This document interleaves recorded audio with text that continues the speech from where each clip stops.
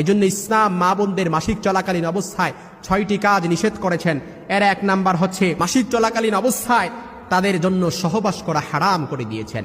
অর্থাৎ স্ত্রীদের প্রতি যদি কোনো স্বামী যদি সহবাস করে এটা হারাম হয়ে যাবে, আর এর জন্য আল্লাহর কাছে তাওবা অবশ্যই করতে হবে, যেটা আল্লাহ তাআলা কোরআনের আয়াত দ্বারা আমাদেরকে কঠোরভাবে নিষেধাজ্ঞা করে দিয়েছেন। এই জন্য 2 নাম্বার যেটা করা যাবে না, মাসিক অবস্থায় স্ত্রীর নাভি থেকে হাঁটু পর্যন্ত দেখা বা স্পর্শ করা হারাম। আপনি বুঝেন কোথায় আপনি ইসলাম আমাদের জন্য কতটা সহজ করে দিয়েছে, কতটা ব্যালেন্সপূর্ণ ইসলাম করে দিয়েছে। মাসিক অবস্থায় স্ত্রীর নাভি থেকে হাঁটুর উপর পর্যন্ত দেখা, আপনি স্বামী, বৈধ স্বামী, অথচ আপনার জন্য হারাম।